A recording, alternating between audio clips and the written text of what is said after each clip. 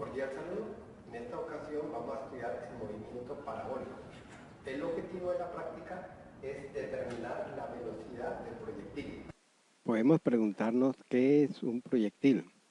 En nuestro caso, un proyectil es un cuerpo que se le ha dado una velocidad inicial y su trayectoria está influenciada por la aceleración de la gravedad y por la resistencia del aire. En esta descripción de la cinemática vamos a considerar que la resistencia del aire es mínima. Los estudiantes se pueden preguntar cómo ubicamos un sistema de referencia. Por lo general, el origen del sistema de referencia cartesiano lo ubicamos al inicio del movimiento del proyectil. También podemos elegir las coordenadas del eje X positivas hacia la derecha del eje X y las coordenadas Y positivas hacia abajo del eje Y. Esto es arbitrario. El estudiante puede elegir las coordenadas negativas hacia abajo. En esta trayectoria parabólica, el proyectil tiene componentes X y componentes Y positivas en este punto de acuerdo al sistema de referencia elegido. También es importante resaltar el sentido del ángulo. Este es positivo desde el X positivo hacia el Y positivo. Para estudiar la velocidad del proyectil en cualquier punto de la trayectoria, descomponemos este vector en componentes X y componente Y. Recordemos que la componente X de la velocidad es constante, mientras que la componente Y de la velocidad varía con aceleración constante. Para describir la trayectoria de este proyectil, colocamos el origen del sistema cartesiano donde inicia el movimiento y el eje X positivo hacia la derecha y las coordenadas del eje Y positivas hacia arriba. Observemos que para describir la trayectoria parabólica de este proyectil podemos elegir las coordenadas Y positivas hacia abajo. Estudiaremos el movimiento parabólico del proyectil cuando abandona la rampa. Las condiciones iniciales serán su rapidez y la dirección con que el proyectil abandona la rampa.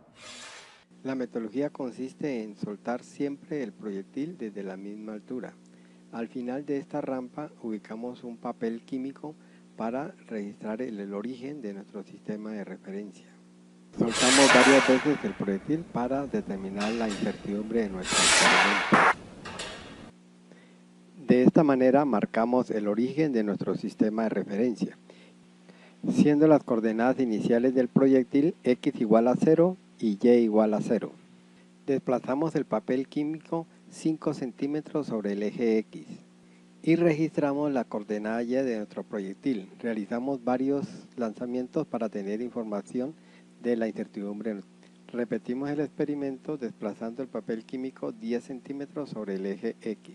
Ahora registramos la coordenada más probable del proyectil sobre el eje Y.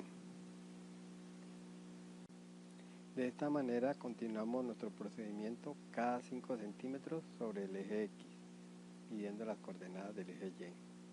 Observemos que cuando desplazamos el papel químico en X igual a 20 se obtiene mayor incertidumbre de la coordenada Y del movimiento del proyectil.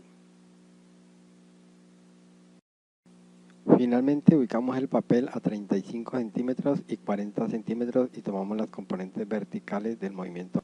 En este plano cartesiano hemos ubicado la trayectoria parabólica del proyectil estudiado.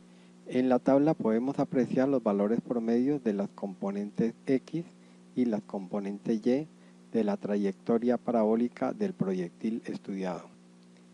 El movimiento parabólico del proyectil lo podemos estudiar mediante esta ecuación cuadrática obtenida teóricamente de la cinemática, donde P sub 0 es la rapidez inicial del proyectil, θ sub 0 es el ángulo inicial que forma el vector velocidad con respecto al eje X y Y sub 0 es la posición inicial del proyectil en el eje Y. En esta gráfica observamos una curva parabólica obtenida de los valores promedios del movimiento del proyectil. Con ayuda de un software obtenemos el ajuste cuadrático de los valores promedios de la componente Y en función de la componente X. Podemos observar que este modelo experimental se ajusta al modelo teórico, donde estos parámetros de estos términos nos dan información de la rapidez inicial y del ángulo inicial del proyectil, respectivamente. Las líneas verticales sobre la curva nos dan información de la incertidumbre de nuestro experimento. Observemos que a medida que nos alejamos del eje X, la incertidumbre de la coordenada Y se hace mayor. Un método matemático utilizado para linealizar esta función cuadrática consiste en dividir a ambos lados de la igualdad entre X. Podemos definir una nueva variable Z igual a Y sobre X. Al realizar este procedimiento vemos que Z es una función lineal de X. Los parámetros del primer término representan la pendiente de la línea recta y el término independiente representa el corte de la recta con el eje Z. Como mencionamos anteriormente, esta ecuación cuadrática se puede linealizar al dividir los valores de Y entre X. Si a los valores promedios le sumamos esta incertidumbre, podemos obtener una variable Z máxima. Por otro lado, si a los valores promedios le restamos esta incertidumbre, podemos obtener la variable Z mínima. Al graficar la variable Z en función de la variable independiente X, obtenemos tres líneas rectas. La recta central corresponde a los valores de Z promedio. Con ayuda de un software obtenemos la ecuación lineal de esta recta central. El parámetro del primer término corresponde a la pendiente de la recta central, mientras que el término independiente representa el corte de esta recta con el eje Z. Al comparar estos dos parámetros del ajuste con el modelo teórico, podemos obtener información de los valores más probables de la rapidez inicial y el ángulo inicial del proyectil. En la primera fila de esta tabla podemos apreciar los valores más probables de la rapidez inicial y el ángulo inicial del proyectil obtenidos de la recta central de la gráfica anterior. Para obtener la incertidumbre de la rapidez inicial del proyectil, graficamos los valores de Z máximo en función de X, obteniendo esta recta superior.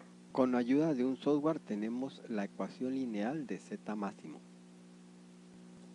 De igual manera graficamos los valores de Z mínimo en función de X, obteniendo esta recta inferior. El ajuste de Z mínimo está dada por esta ecuación. Usando los parámetros de la ecuación de Z máximo, podemos obtener la rapidez máxima del proyectil y el ángulo máximo de la velocidad inicial del proyectil. De igual manera, usando los parámetros del ajuste de Z mínimo, podemos obtener la rapidez mínima del proyectil y el ángulo mínimo de la velocidad inicial del proyectil. La incertidumbre absoluta de una medida la podemos obtener restando el valor máximo al valor mínimo y dividiendo entre 2 esta diferencia. Para obtener la incertidumbre del valor más probable de la rapidez inicial del proyectil, restamos su valor máximo al valor mínimo y esta diferencia la dividimos entre 2, obteniendo la incertidumbre absoluta de la rapidez inicial del proyectil.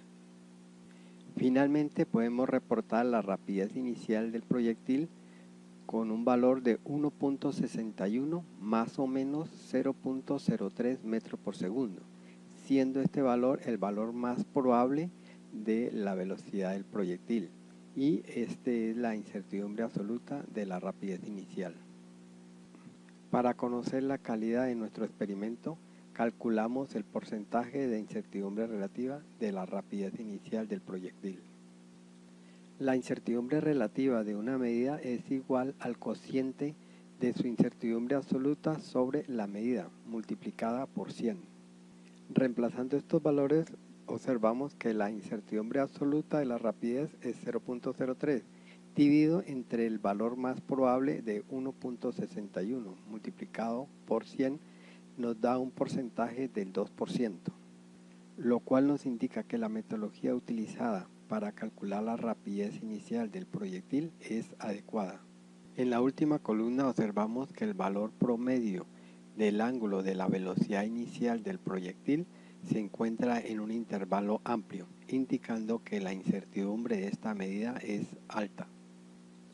Utilizando un lanzador de proyectiles, en un segundo video estudiaremos la rapidez inicial y su incertidumbre de un proyectil.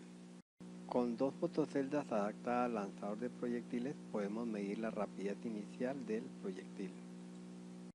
El tiempo de vuelo del proyectil lo medimos utilizando este sensor. Con ayuda del programa Caston conectamos los sensores a nuestra interfaz. Gracias por la atención prestada. Les recuerdo leer con anticipación la guía del laboratorio. Por escrito lo pueden presentar de acuerdo al formato que se les coloca oportunamente en la platuara. Que tengan mucho éxito en su laboratorio de movimiento para hoy.